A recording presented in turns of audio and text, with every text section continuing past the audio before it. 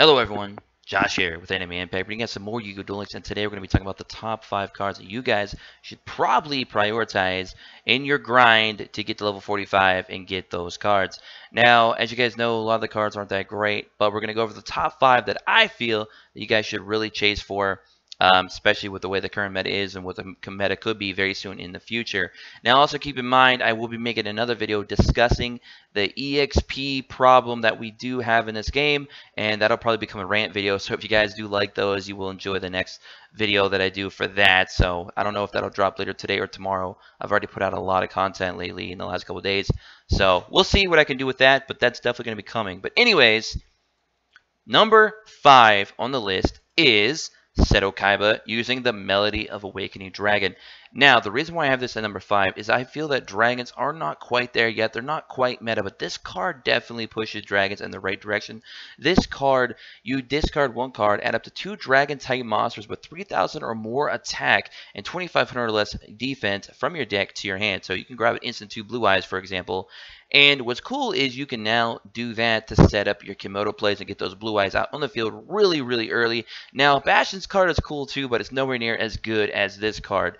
This card, it just literally instant draw to, instantly grab 2 rather out of your deck and then use them with a Kid Mode or whatever kind of other combos that you want to have. You can even use them with Vanguard or whatever, whatever may have you. And I think it's really, really cool. I just don't think dragons are quite to the meta level yet.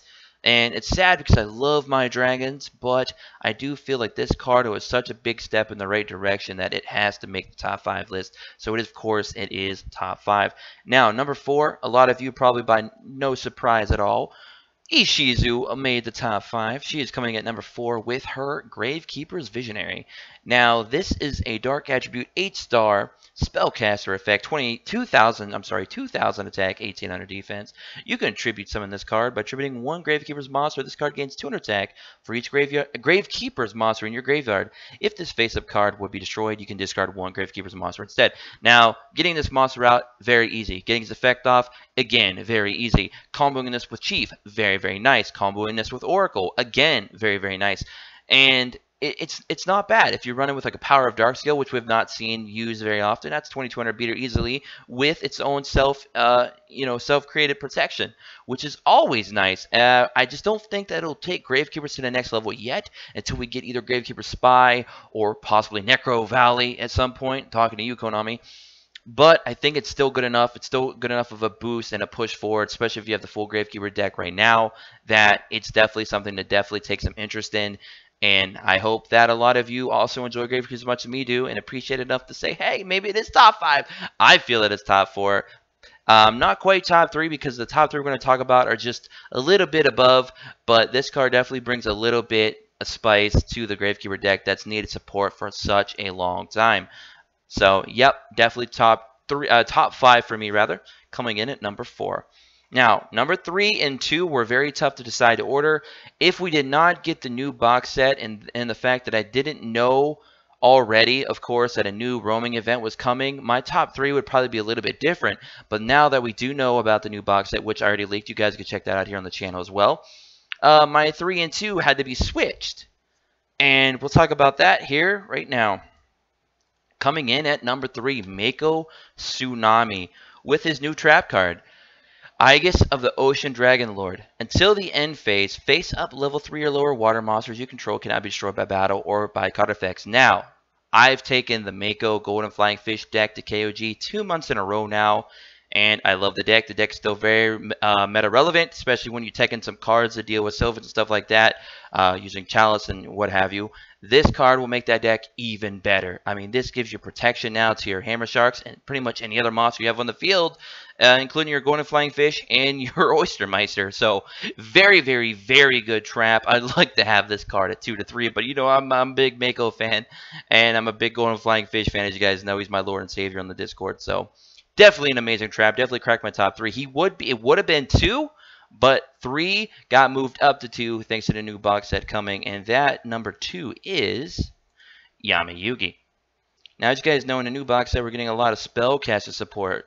And a lot of that spell caster support will be very useful for Dark Magician. So of course Dark Magic Inheritance, which is one of our new quick plays that we just got here, was going to be on that list, and of course it made it all the way up to number 2.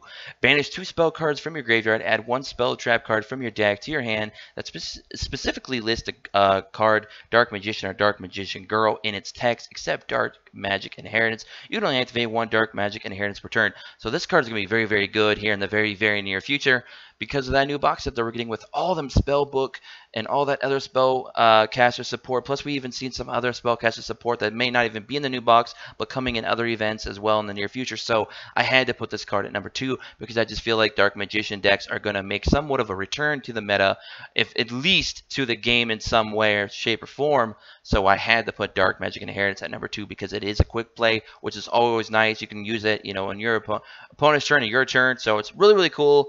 And the fact that, of course, like I said, Dark Magicians might be seeing relevancy again in the game very soon. So what's our number 1? Everyone's probably wondering, what is the number 1? I kind of dropped a little bit of snippet of information and a little bit of a spoiler if you really looked into what I said earlier in the video. But number 1 is, you've guessed it, my Valentine. Now, why is my Valentine number 1? Well, because she's getting a card that's going to be absolutely amazing for her deck that has already became KOG worthy, and that's without Amazonas Village. Amazonas Village would just make that deck amazing. Right now, it's good enough to get KOG.